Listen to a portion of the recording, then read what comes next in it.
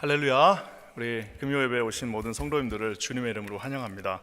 우리 주께서 우리 켄자님 교회 축복하셔서 이렇게 귀한 은혜 가운데 이렇게 날마다 예배드리게 하시면 얼마나 감사한지 모르겠습니다. 오늘도 새벽에 이렇게 하나님 찾았는데 또 이렇게 밤에 또 우리 주님 앞에 나가게 하심이 커다란 은혜입니다. 저희가 지난 7주에 걸쳐서 우리 위인 시리즈를 우리 부목사님들하고 함께 잘 했습니다. 얼마나 참 은혜로운 말씀이었는지 모르는데요. 다시 이제 오늘 또 시편 강해로 돌아가도록 하겠습니다.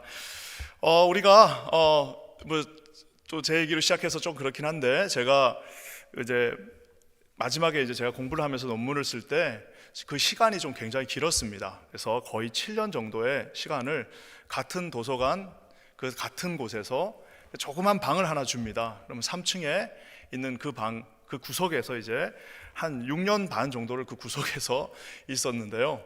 그래서 참 그 시간이 참 특별한 시간이었습니다. 30대 인생에서 가장 왕성한 나이에 그곳에 이제 구석에 들어가서 그 논문을 쓰는데요.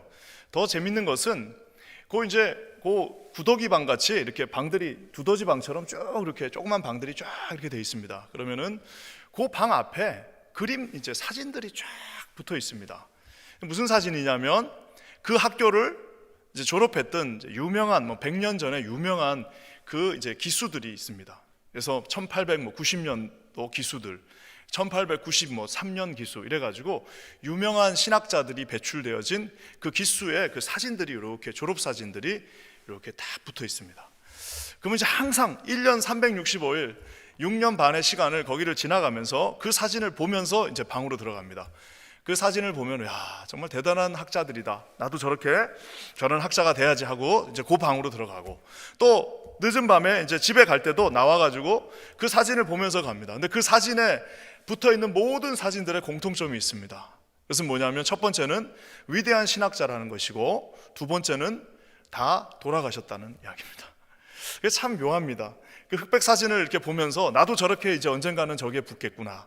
아무리 내가 열심히 공부를 하고, 아무리 이곳에서 놀라운 일들을 준비하고, 내가 아무리 하나님 앞에 쓰임받는다 할지라도 결국에는 언젠가는 저 사진의 한 사람처럼 나도 결국에는 두 가지 확실한 것, 하나는 그 학교를 졸업한다는 것과 또 다른 하나는 나도 저 사진에 올라가는 순간 결국 나의 인생도 이렇게 끝이 나겠다라는 것이 정확한 팩트이고 유일한 팩트입니다. 그래서 어떤 면에서는 우리가 인생에서 가장 어려운 순간을 보통 장례라고 하기도 하지만, 목회자인 저에게도 가장 어려운 하나의 어떤 사역 듀티 중에 하나는 임종 예배와 장례 예배입니다. 왜냐하면은 그것을 아무리 드려도 아무리 많이 해도, 제가 예전에 우리 교회 한번 방문하셨던 우리 최정호 목사님 계실 겁니다.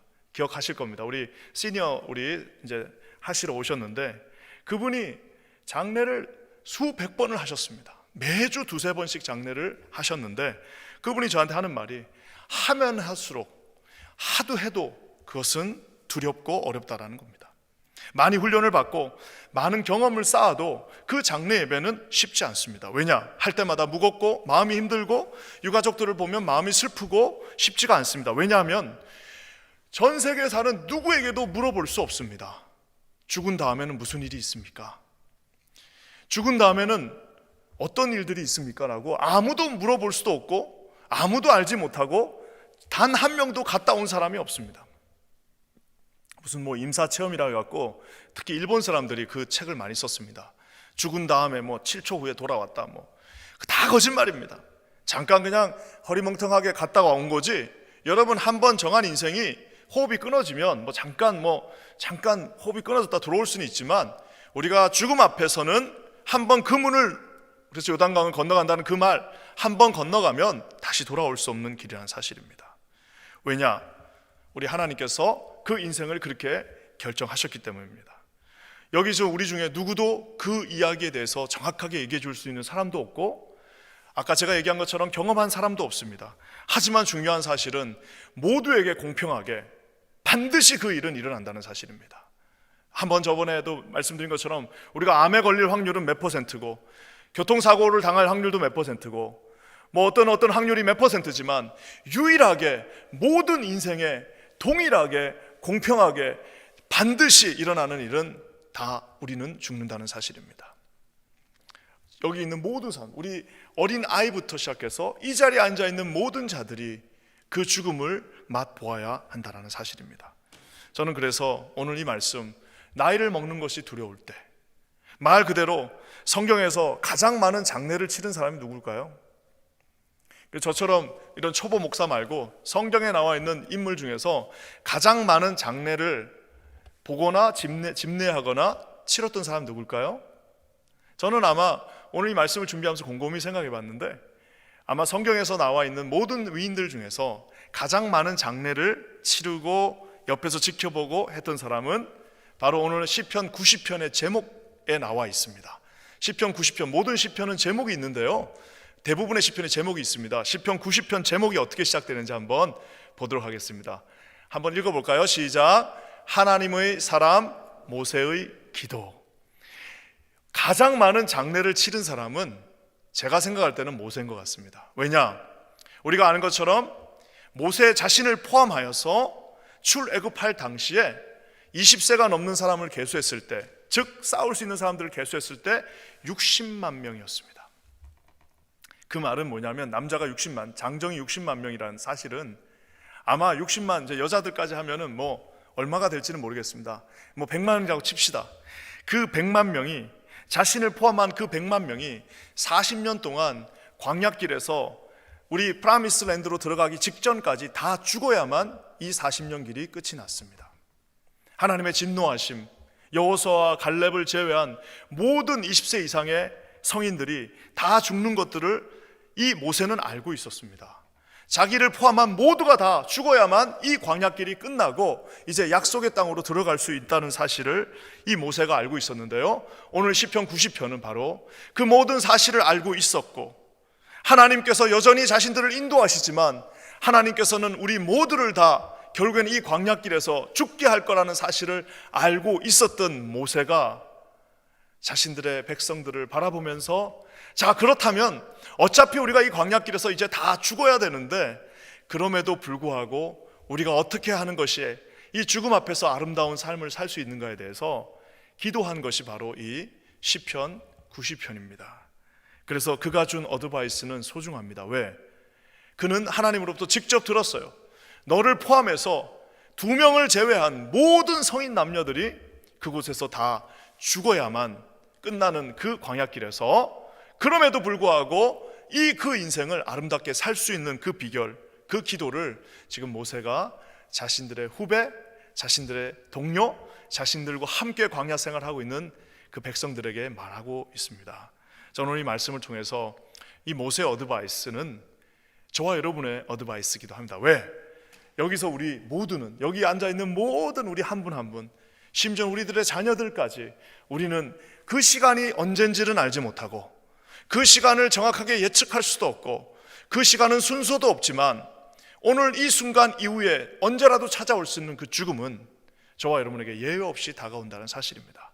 여러분, 우리 무엇을 알고 어떻게 준비하고 무엇을 바라봐야 되는지 오늘 이 말씀을 통해서 한번 우리가 위로도 받고 준비도 하고 마음 가운데 다짐도 하는 시간 되기를 주님의 이름으로 간절히 축원합니다. 먼저 첫 번째 우리가 반드시 아셔야 될 게 있습니다. 이거 저도 순간순간 까먹는데요, 우리 9절 말씀 한번 읽어보겠습니다. 9절입니다. 시작. 우리의 모든 날이 주의 분노 중에 지나가며 우리의 평생이 순식간에 다하였나이다.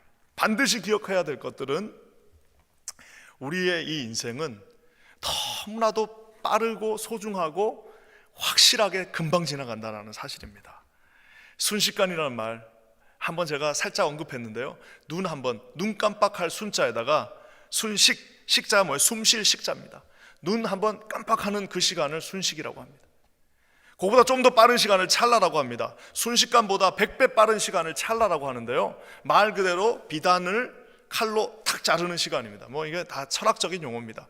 불교적인 용어고, 자, 순식간에 찰나적으로 사라져가는 인생이라고 오늘 성경이 말하고 있습니다. 어렸을 때는 그렇게 길던 1년이 4학년, 지금도 기억납니다. 4학년 이거 안 지나가냐, 왜? 빨리 5학년 됐으면 좋겠다. 와, 4학년 안 지나가네. 왜? 그때 제가 그 이사 가는 그 시간이어갖고 4학년이 지나가질 않습니다. 야, 빨리 4학년 지나갔으면 좋겠다 했는데 그렇게 안 지나가는 그 4학년 1년이 그렇게 길게 느껴졌는데, 사랑하는 성도 여러분, 이제는 나이가 어떤 certain age를 지나면 그때부터는 1년씩 가는 게 아니라 10년씩 그냥 훅훅 갑니다. 남의 집 애들 크는 거 보면 우리 집 애들은 안 크는 것 같은데, 남의 집 애들 크면 어머 너 벌써 대학 갔니? 그러다 좀 있으면 어머 너 벌써 이제 손주를 들고. 사랑하는 성도 여러분, 우리의 인생이 이렇게 순식간에 오늘 지나간다고 성경이 말하고 있습니다. 이렇게 빨리 지나가는 인생에서 우리가 뭘 해야 될까요? 1849년 12월 22일 무진장 추웠던 날, 러시아 육군의 중위 출신이었던 한 젊은이가 사형 선고를 받았습니다. 28살에 이 젊은이가 니콜라이 1세 황제를 비판했다라는 이유로 이제 사형 판결을 받았습니다. 28명의 젊은이들이 동시에 사형 판결을 받았어요. 진짜 그 당시는 진짜 대단한 것 같아요. 그 왕을 비판하는 그 이제 문구 하나를 읽었다고 그래가지고 이 28명의 젊은이들이, 러시아의 이 지식인들이 사형 판결을 받았습니다. 이제 사형 집행을 기다리고 있습니다. 사형 집행을 이렇게 딱 하는데 그 사람이 써놓은 겁니다. 뭐라고 나와 있냐면은 사형 집행 선고문이 읽혀지고 사제가 십자가를 들고 우리에게 마지막 참회를 하라고 알리고, 실제로 기둥에 묶여서 이제 자신에게 총을 쏘는 사람들을 바라보면서 이제는 마지막 종이 울리면서 5분 정도의 시간이 있다라고 알린다는 거예요. 그가 바로 러시아의 대문호였던 이 포드르 도스토옙스키라고 하는 유명한 러시아의 대문호 중에 한 분이었습니다.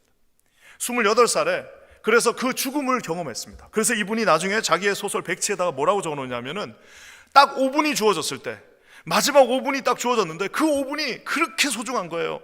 그러니까 이 사람이 뭐라고 그러냐면 이 세상에서 숨 쉴 수 있는 시간은 5분뿐이다.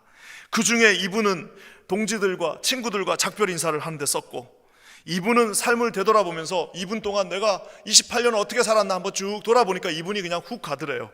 자, 이제 마지막 1분 남은 시간은 마지막으로 이 아름다운 지구를 한번 보면서 야, 세상이 이렇게 아름다운 곳이구나 하고 보니까 5분이 지나가고 이제 자기 인생이 끝난 겁니다. 근데 그 당시 그 황제가 쇼를 만든 거예요. 젊은이들을 이렇게 한번 겁을 확 주고 황제가 사면하게 함으로 말미암아 모든 젊은이들이 황제가 우리를 사면해 줬구나라고 하면, 정말 사람의 인생을 가지고 이렇게 정말 처절한 장난을 치는 그 시대가 있었습니다. 그래서 이 도스토옙스키가 뭐라고 말하냐면, 만약 나에게 살아남는 인생에 5분이 있다면 나는 1초라도 그 시간을 소홀히 여기지 않겠다. 왜? 너무나도 소중하다는 겁니다. 사랑하는 성도 여러분, 하나님께서 우리에게 주신 시간은 정말 소중한 시간들입니다. 1분 1초가 너무나도 아깝고 너무나도 찬란하고 너무나도 귀하고 하나님의 생명으로 값준 귀한 시간들입니다. 이 귀한 시간들을, 사랑하는 성도 여러분, 인생이 빨리 지나가고 인생이 순식간에 지나가기에 가장 소중한 곳에 우리의 인생의 포커스를 맞추시는 저와 여러분 되시기를 주님의 이름으로 간절히 축원합니다. 우리가 이 소중한 인생을 여기에도 쓰고 저기에도 쓰고 여기에도 좀 쓰자, 여기도 쓰고 이럴 수가 없습니다. 나는 나가서 나는 이것도 한번 해보고 싶고 저것도 해보고, 그런 것이 아닙니다. 우리에게 주어진 이 소중한 인생에 가장 중요한 모든 순간들을, 가장 찬란한 모든 순간들을 오직 하나님의 영광을 위해서 귀하게 사용하실 수 있는 저와 여러분 되시기를 주님의 이름으로 간절히 축원합니다. 언젠가 우리가 이 도스토옙스키처럼 눈을 감는 그 순간에 1분 1초의 그 소중했던 순간이 결국에는 이 도스토옙스키가 그때 이제 자기 아내가 주었던 신학 성경을 들고 가서 그 신학 성경을 들고 가서 거기서 그것을 읽고 또 읽고 하면서 그 놀라운 이제 죄와벌 이런 이제 까라마조프가의 형제들 모든 것들이 다 성경에 기반한 그 소설을 만들면서 결국에는 우리 인생의 소중한 그 순간순간을 우리가 잊지 않는다라고 그가 말하고 있습니다.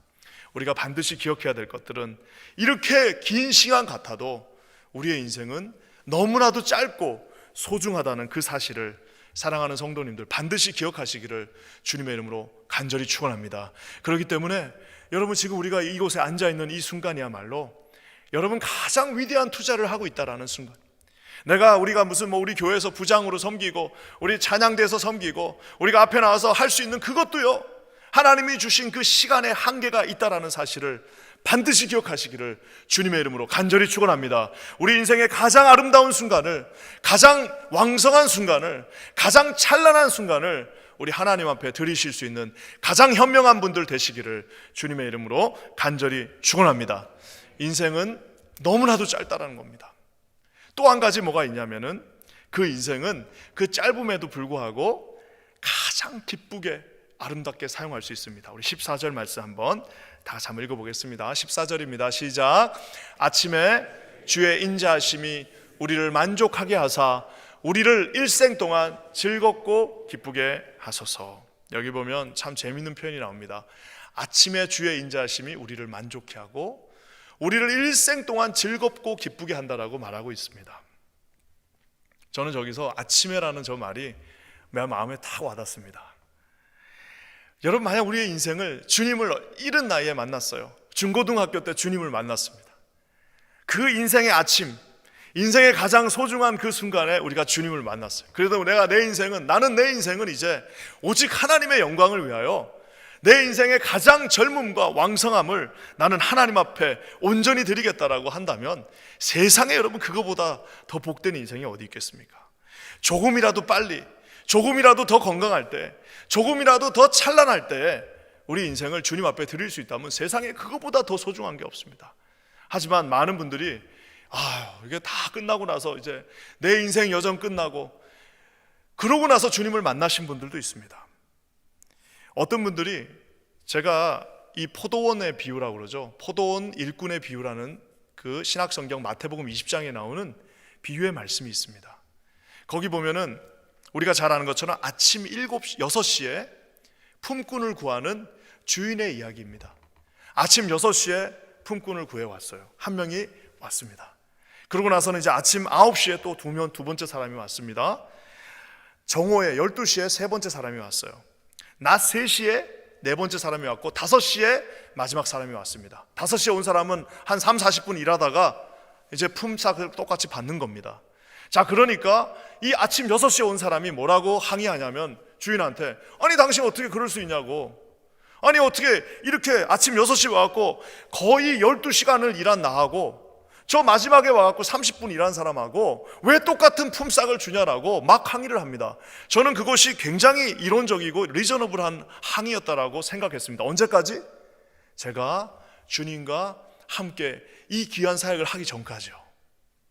사랑하는 성도 여러분, 많은 사람들이 저 사람 악덕 기업주 아니야? 어떻게 저렇게 자기 마음대로 30분 일한 사람하고 12시간 일한 사람하고 똑같이 그 품삯을 주냐라고 사람들이 말하는데요, 그것은 뭘 모르는 사람들이 그렇게 말하느냐, 하나님과 함께 아침부터 하는 것이 가장 소중하다는 사실을 모르는 사람들이 그렇게 말하고 있습니다. 내 인생 다 끝날 때 5시에, 즉 이제 해가 뉘어져 가지고 마지막 30분 이제 장비 챙기는데, 마지막 가서 삽 닦는데 잠깐 하고 이제 구원을 받으니까 좋아가지고 나도 구원 받았다라고 하는데요, 삽을 닦고 나서 그 주인이 준 그 많은 상급을 보면서 나는 주인을 위해서 한 것이 하나도 없어요. 땀 흘린 것이 하나도 없어요. 뭐 일해본 것도 하나도 없습니다. 그저 그냥 주인이 준 그 은혜만 받고 그 인생이 끝난 것입니다. 예전에 제가 청년부를 담당할 때 제가 어떤 청년 하나가 진짜 조금 늦은 나이에 예수님을 믿었습니다. 이 청년이 진짜 늦은 나이에, 그러니까 좀 노총각이죠. 노총각 다 돼가지고 막판에 정말 어떻게 해가지고 우리 교회에서 큰 은혜를 입었습니다. 이 친구가 저한테 늘 하는 말이 있습니다. 30대 중반의 나이인데 늘 저한테 했던 말이 뭐냐면, 목사님 저 너무 억울합니다. 뭐가 그렇게 억울하냐? 아니 이 좋은 거를 내가 30 중반에 내가 알았으니 나 너무 억울하다는 거예요. 내가 대학 때부터 알았으면은 내 진짜 더 좋은 일을 하는데 내가 너는 늦지 않았다. 그래서 이 친구는요 1년에 단기 선교를 2번씩 갔습니다. 왜? 자기는 옛날에 못 갔다라는 거예요. 그래갖고 나는 내 이 남아있는 인생은 난 더 가야겠다라는 거예요. 그래서 1년에 2번씩 여름에 겨울에 2번 가는 게 왜 그러냐고 물어봤더니 예전에 못한 게 억울해서 간다라는 겁니다. 사랑하는 성도 여러분, 주의 인자하심이 우리를 만족하게 한다라고 오늘 말씀이 말하고 있습니다. 우리의 인생에 한시라도 더 젊었을 때, 우리 인생의 가장 젊은 날은 오늘입니다. 왜? 이제 지나간 건 어쩔 수 없잖아요. 지나간 건 어쩔 수 없습니다. 지금 나이가 좀 드셨다 할지라도 걱정 안 하셔도 됩니다. 지금이 가장 젊은 나이입니다. 우리 인생의 가장 이 젊은 날을, 우리 인생을 즐겁고 기쁨으로 하나님을 향하여 섬기실 수 있는 저와 여러분 되시기를 주님의 이름으로 간절히 축원합니다. 예수님 한 분으로 만족하는 그 삶이, 만약에 우리가 좀 잘 못했다 그러면 우리 자녀들한테 가르치면 되지 않겠습니까? 우리 자녀들에게 네 인생은 이렇게 설계하라고 말해줄 수 있는 우리 퀸즈 한인 교회가 되기를 주님의 이름으로 간절히 축원합니다. 우리 퀸즈 한인 교회가 하나님 앞에 가장 소중한 것들을 과감하게 드릴 수 있는 교회가 되기를 주님의 이름으로 간절히 축원합니다. 언젠가 다 사라져버릴 우리 인생들, 언젠가 사라져버릴 정말 말 그대로 페니 하나를 가져갈 수 없는 그 인생에서 우리에게 주어진 그 고난들과, 우리에게 주어진 그 재물들과, 우리에게 주어진 이 많은 시간들과, 우리에게 주어진 이 건강과, 우리에게 주어진 이 섬길 수 있는 두 손을 하나님을 향하여 아름답게 기쁨으로 일생 동안 즐겁게 섬기실 수 있는 저와 여러분 되시기를 주님의 이름으로 간절히 축원합니다. 한시라도 빨리 그 아침에 주의 인자하심을 바라보실 수 있는 우리 모두가 되기를 주의 이름으로 간절히 축원합니다. 그러면서 우리 인생은 아까 얘기한 것처럼 그렇게 빨리 지나가는 빠른 인생이고, 우리 인생은 하나님 앞에 기쁨으로 드릴 수 있는 인생입니다. 근데 또 한 가지가 있습니다. 그것은 뭐냐? 우리 믿는 자들에게는 정말 든든한 뒷받침 되어지는 한 가지 진실이 있습니다. 그것은 바로 3절입니다. 우리 다 같이 한번 읽어볼게요. 시작. 주께서 사람을 티끌로 돌아가게 하시고 말씀하시기를 너희 인생들은 돌아가라 하셨사오니. 돌아갈 곳이 있는 인생입니다. 그래서 이게 이제 오늘 김바나 목사 왜 저러냐 그러실 수도 있는데, 세상에 여러분 이것보다 우리를 더 위로해 주는 말씀은 없습니다. 우리는 그냥 어디로 사라져버려 우주의 한 공간으로 그냥 티끌처럼 사라지는 존재들이 아닙니다. 우리에게는 주님께서 내가 너희들을 위하여 먼저 예비하러 가노라 하는 그 천국의 소망이 있다라는 사실입니다. 천국의 소망을 가지고 하루하루 날마다 천국을 바라보면서 천국의 믿음을 가지고 나가시는 저와 여러분 되시기를 주님의 이름으로 간절히 축원합니다. 예전에 기은실에서 사역하셨던 우리 이진우 목사님이라는 분이 계신데, 그분이 유명한 이 참 말 하나 했습니다. 이분이 영국에서 유학을 하셨는데, 이분이 이제 유학하시면서 보신 것 같아요. 뭐라고 했냐면은 이제 웨스턴들의 묘지는 다 교회에 있습니다. 그러니까 이제 지금이야 이제 우리가 파인론 저쪽에 있지만, 옛날에 이 중세 유럽과 모든 이 유럽의 교회들은 다 묘지가 있었습니다. 그래서 이분이 이제 유학하는 동안 그 묘지들을 이렇게 다니면서 그 글들을 읽었나 봐요. 그랬더니 이렇게 재밌는 글이 있었답니다. 딱 3줄짜리 글인데요, 첫 번째 줄에 이렇게 적혀 있더래요. 나도 전에는 당신처럼 그 자리에 그렇게 서 있었습니다. 그러니까 이분이 이제 가서 딱 읽었는데, 첫 줄이 딱 봤더니 뭐야 이거, 나도 그 이제 무덤에 있는 그 비석입니다. 비석에 뭐라고 적혀 있냐면은 나도 전에는 당신처럼 그 자리에 서 있었습니다. 그 자기한테 하는 말이죠. 그러니까 이분이 아이고 재밌네 하면서 두 번째 줄에 뭐 있나 하고 두 번째 줄을 읽었습니다. 그랬더니 두 번째 줄에 이렇게 써 있습니다. 나도 당신처럼 그곳에 서서 웃고 있었습니다. 그러니까 이분이 갑자기 이제 뭐야 이거 하면서 이제 자기가 웃은 그걸 어떻게 알았지 하면서 이제 세 번째 줄을 읽는데, 이 세 번째 줄이 굉장히 명언입니다. 뭐라고 나와 있냐면, 이제 당신도 나처럼 죽을 준비를 하십시오. 이분이 이제 더 이상 이제 웃을 수 없더라는 거예요. 모두에게 예외 없이 오는 그 죽음 앞에서 저와 여러분은 우리가 언젠가 눈을 감을 때 우리가 하나님 앞에 무엇을 가지고 가겠습니까? 여호와는 나의 목자시니 내게 부족함이 없으리로다. 그가 나를 푸른 초장에 누이시고 쉴만한 물가로 날마다 인도하셨고, 주의 지팡이와 막대기는 내 삶을 안위하셨고, 주의 그 영원한 집이 우리를 기다린다고 하시는, 여러분 그 천국의 소망이 없으면 우리는 하나님 앞에 천국의 소망이 없이는 이 험한 인생을 살 수가 없습니다. 지금 모세는 자기 앞에 함께했던 그 수없이 많은 젊은이들과 한번 상상해 보십시오. 모세와 함께 그 전쟁을 치렀던 그 수없이 많은 장수들이 그곳에 다 있지만 모세의 눈은 다 보고 있습니다. 다 이 광야에서 나랑 같이 묻힐 존재들이구나. 그들에게 모세가 말합니다. 뭐라고요? 이 인생은 아주 빨리 지나간다. 그러니까 정말 포커스를 오직 주님께. 내일은 없습니다. 제가 늘 주장하는 거지만 내일은 없어요.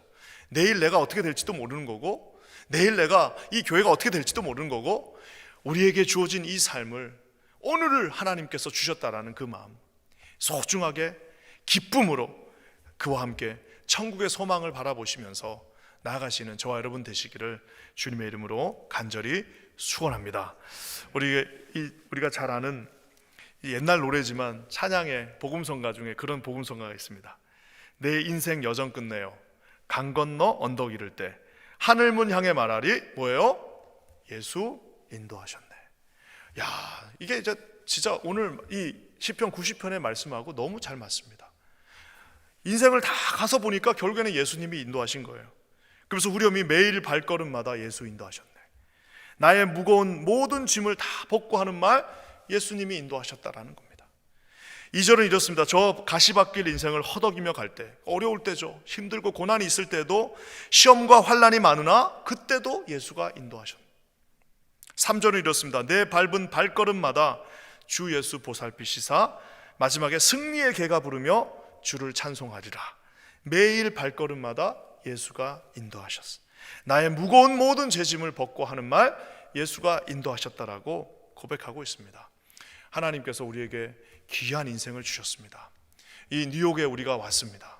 별 생각 없이 오셨을 수도, 어떤 야망을 가지고 오셨을 수도 있지만 우리에게 가장 중요한 것은 그 소중한 인생을 주님의 영광을 위하여 사는, 딱 핀셋으로 뽑아가지고 오직 하나님의 영광을 위하여 우리에게 가장 소중한 것들을 드리실 수 있는 저와 여러분 되시기를 주님의 이름으로 간절히 축원합니다. 아침 6시에 오면 얼마나 좋겠습니까? 아침 15살 때부터 예수님 만나가지고 좋은 부모 만나고 좋은 유스 패스터 만나갖고 한 14살 때부터 예수님 만나갖고 야, 내 인생은 진짜 이때부터 나는 내 주님 앞에 드리겠다 해서 그 대학 시절, 그 정말 팔팔한 그 시절을 주님 앞에 드렸다면 얼마나 좋겠습니까마는, 혹시 그러지 못했다 할지라도 걱정하지 마십시오. 지금 이 순간부터, 내 인생의 가장 젊은 순간인 지금 오늘 이 순간부터 하나님 앞에 여러분의 인생을 온전히 서렌더를 하시고 주님 앞에 기쁨으로 나가시는 저와 여러분 되시기를 주의 이름으로 간절히 축원합니다. 천국 안에서 주시는 그 소망이 우리와 함께 할 때에 주님이 주신 놀라운 능력 안에서 우리가 비록 죽음이라고 하는 그 누구도 가보지 못하는 그 관문이 있다 할지라도 그것은 우리 기독교 주님을 믿는 모든 이들에게는 기쁨과 찬송과 우리의 인생 여정이 끝날 때 예수께서 우리를 인도하셨다라고 고백하는 놀라운 은혜의 길이 되기를 우리 주님의 이름으로 간절히 축원합니다.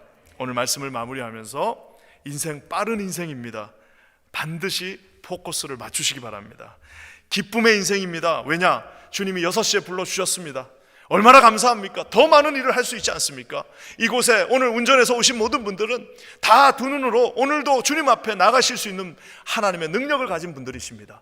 주신 그 인생을 후회함 없이 하나님 앞에 드리시는 저와 여러분 되시길 주의 이름으로 간절히 축원합니다. 천국을 바라보시면서 기쁨으로 하루하루, 야, 주님 오늘 너무나도 감사합니다. 오늘 우리 기도하게 하심을 감사합니다. 이 뉴욕 한복판에 이렇게 좋은 교회를 주시고 함께 주님의 일을 감당할 수 있게 해주심을 감사합니다. 주신 모든 능력을, 주신 모든 그 능력과 힘을, 내 두 손에 주신 모든 고난들을 오직 하나님의 영광을 위하여 아름답게 사용하며 주님과 함께 동행하는 거룩한 인생이 되겠습니다라고 고백하시고 승리하시는 저와 여러분 되시기를 주님의 이름으로 간절히 축원합니다. 함께 기도하겠습니다. 하나님 감사합니다. 우리 모두에게 소중한 인생 주셔서 아버지 하나님께서 주신 그 광야길이라 할지라도 기쁨과 감사함으로 나가게 하심을 진심으로 감사합니다. 아버지, 순식간에 사라지는 인생이지만 주님과 함께하니 얼마나 감사하고 고백하고 얼마나 감사하고 소중한지 모르겠습니다. 이 인생이 끝나는 날, 우리의 인생이 마치는 그날에 날마다 주님이 우리를 인도하셨다고 고백할 수 있는 우리 모두가 되게 도와주시옵소서. 놀라운 일을 이루실 주님을 찬양합니다. 예수님의 이름으로 간절히 기도합니다. 아멘.